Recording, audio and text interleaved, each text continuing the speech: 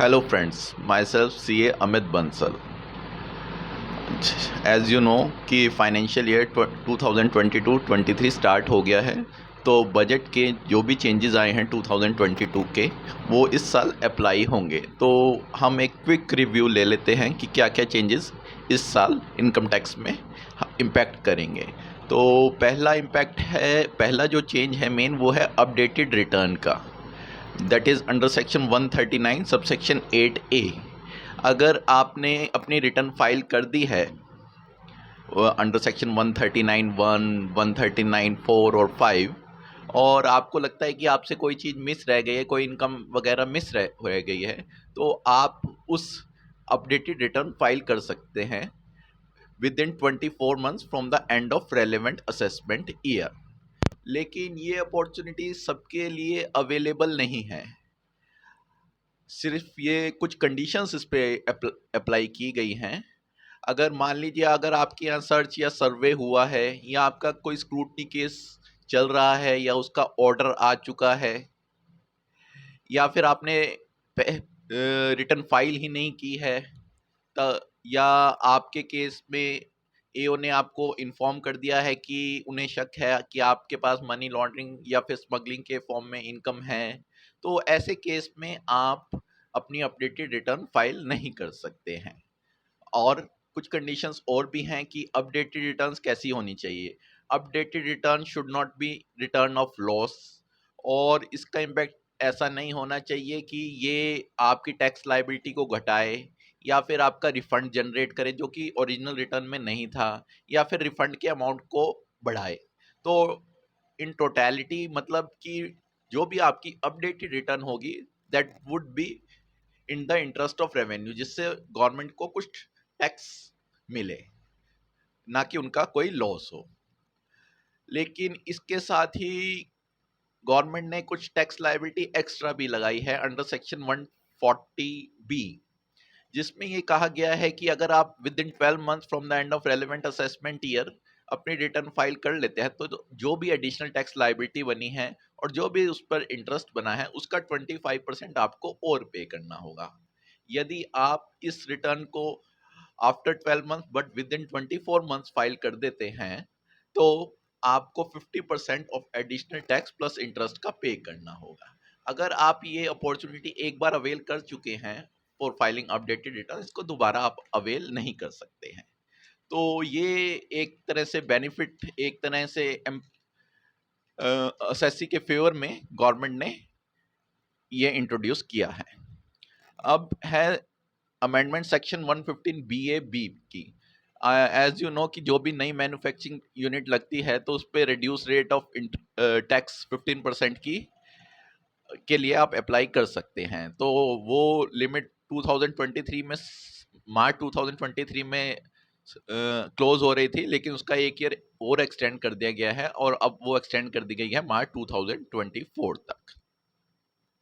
एक और जो एम्प्लॉयज़ हैं उनके बेनिफिट के लिए एक और सेक्शन आया है 80CCD regarding NPS national pension scheme, जो कि कहता है कि एम्प्लॉयर कंट्रीब्यूशन के रिगार्डिंग जो बेनिफिट था वो सेंट्रल गवर्नमेंट के एम्प्लॉयज़ को 14% था, जो स्टेट गवर्नमेंट के एम्प्लॉयज़ को 10% था। लेकिन अब ये जो भी डिफरेंस था वो ख़त्म कर दिया गया है। अब स्टेट गवर्नमेंट के एम्प्लॉयर कंट्रीब्यूशन 14% तक एग्जम्प्ट है।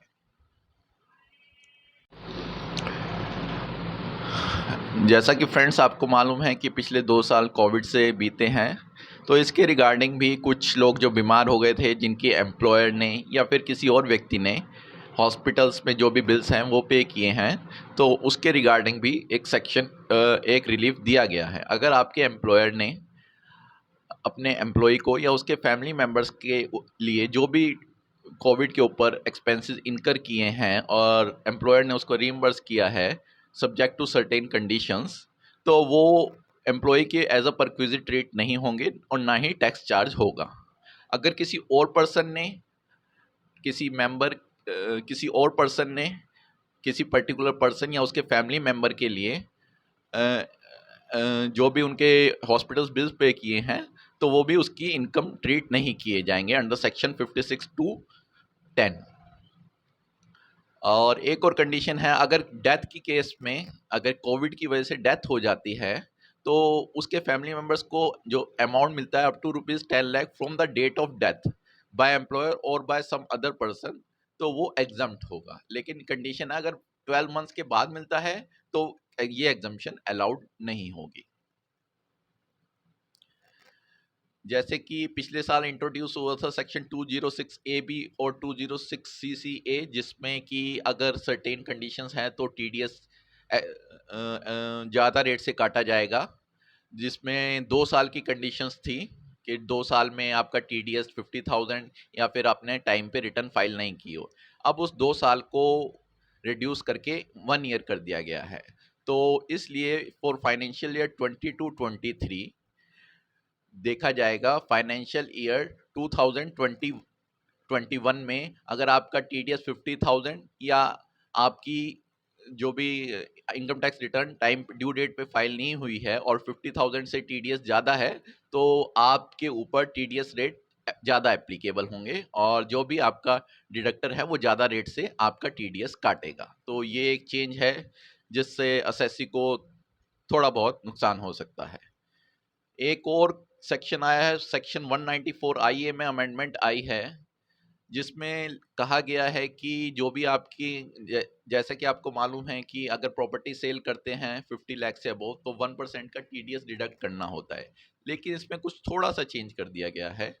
अब किस अमाउंट पे टीडीएस डिडक्ट करना है, अगर सर्कल रेट है और आपका जो अमाउंट फाइनली एग्रीड हुआ है उनमें से जो भी हायर अमाउंट है उस पे टीडीएस डिडक्ट करना होगा डिडक्टर को, मीन्स बायर को। लेकिन इससे एक कंफ्यूजन क्रिएट हुई है कि गवर्नमेंट ने इनकम टैक्स में 10% तक का वेरिएंस अलाउ किया हुआ है, कुछ टाइम के लिए 20% तक का भी वेरिएंस अलाउ किया था। तो बायर अगर हायर रेट पे टीडीएस काटता है, सर्कल रेट अगर हायर है और टीडीएस उसके, तो सेलर के 26 एएस में वो हायर अमाउंट शो करेगा, लेकिन वो अपनी इनकम सेल कंसिडरेशन जो एक्चुअल फाइनल सेटल हुआ उसके बेस पे दिखाएगा, तो ये मिसमैच होगा। तो इसके रिगार्डिंग गवर्नमेंट से क्लैरिफिकेशन की रिक्वायरमेंट है कि कल को एसएससी जो भी डिफिकल्टीज फेस करने वाले हैं due to amendment in this section. अब आया है सेक्शन 194 आर।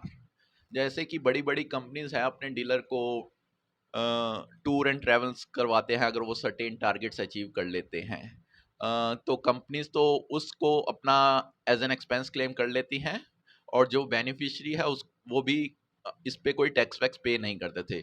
तो वो उसको कवर करने के लिए सेक्शन 194 आर इंट्रोड्यूस किया गया है। तो जो भी कंपनीज है अपने डीलर को टूर एंड ट्रेवल या अदर फॉर्म में कुछ भी वाउचर्स दे रही हैं तो 20,000 से ज़्यादा एक्सीड करता है वो अमाउंट, तो उस पे कंपनी की लायबिलिटी है 10% टीडीएस काटने की अंडर सेक्शन 194 आर।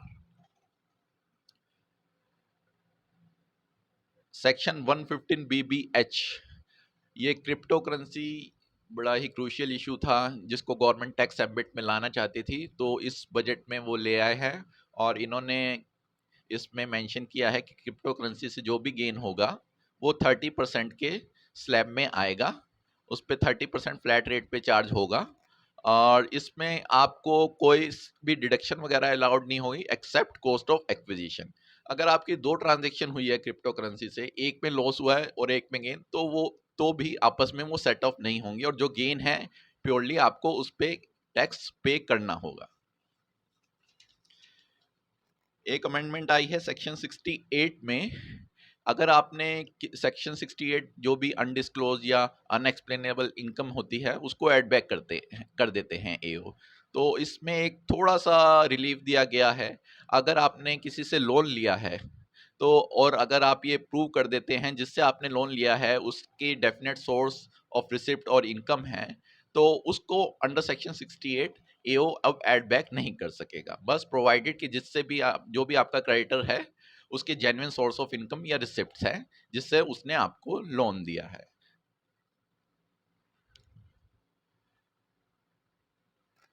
और सेक्शन 79 ए, अगर आपके यहाँ कोई सर्वे या सर्च में कोई आपकी डिमांड निकलती है टैक्स की, तो आप अगर पिछले उससे पहले सालों में आपका कोई ब्रॉड फॉरवर्ड लॉस है या डेप्रिसिएशन है, तो वो सेट ऑफ नहीं होगा उस डिमांड के अगेंस्ट में। तो जो भी है आपको वो डिमांड निकली है वो एज इट इज पे करनी होगी। कोई भी सेट ऑफ वगैरह brought forward loss even unabsorbed depreciation का आपको बेनिफिट नहीं मिलेगा।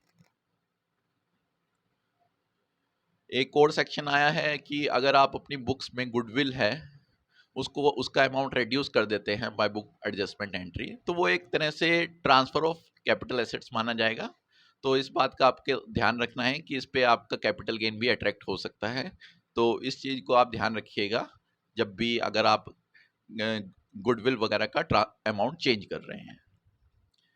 एक और सेक्शन आया sir, long term capital gain पे सरचार्ज की कैपिंग कर दी गई है 15%। पहले ये सिर्फ लिस्टेड सिक्योरिटीज पे ही था सरचार्ज की कैपिंग 15%, लेकिन अब सब तरह के लॉन्ग टर्म कैपिटल गेन पे कैपिंग कर दी गई है सरचार्ज 15% की। जो हाई नेट वर्थ इंडिविजुअल थे जिन पे 25% या 30% तक सरचार्ज एप्लीकेबल था, तो लॉन्ग टर्म कैपिटल गेन पे उन पे सिर्फ 15% की ही कैपिंग है, उससे ज़्यादा सरचार्ज एप्लीकेबल नहीं होगा। सेक्शन 43B, कुछ केस में कंफ्यूजन थी कि अगर आप अपने लोन को, आउटस्टैंडिंग लोन इंटरेस्ट है लोन पे इंटरेस्ट, तो उसको डिबेंचर्स या अदर इंस्ट्रूमेंट में कन्वर्ट कर लेते हो तो वो एज इक्विवेलेंट टू पेमेंट माना जाएगा और सेक्शन 43B में अलाउड होगा, जो कि कई कोर्ट ने इसके फेवर में डिसीजन दिया था। लेकिन अब इस बजट में ये क्लैरिफाई कर दिया गया है कि उसको एक्चुअल पेमेंट नहीं माना जाएगा 43B में, और वो एड बैक होगा आपकी इनकम में। तो conversion of outstanding interest into debenture or any other instrument would not be treated as actual payment and would be liable to be added back under section 43B of income tax act। एक section 14A में भी change आया है जो कहता है कि exempt income है तो उसके कॉरस्पॉन्डिंग जो भी एक्सपेंसेस आपने इनकर करे हैं वो एड बैक होने चाहिए कैपिटल में। लेकिन कुछ कोर्ट्स वगैरह की जजमेंट आई थी कि अगर आपकी एग्जाम्ड इनकम है ही नहीं तो कोरस्पॉन्डिंग एक्सपेंसेस एड बैक नहीं होंगे। लेकिन अब बजट में ये चेंज कर दिया गया है कि अगर आपकी कोई एग्जाम्ड इनकम नहीं है लेकिन आपने उसको अर्न करने के लिए कुछ एक्सपेंसेस इनकर करे थे, जो कि आपको अब एड बैक करने होंगे। So these are the main changes in income tax act. और अगर आपको कोई भी क्वेरी है तो आप मुझे मेल कर सकते हैं at my email ID akb79@rediffmail.com। Thank you.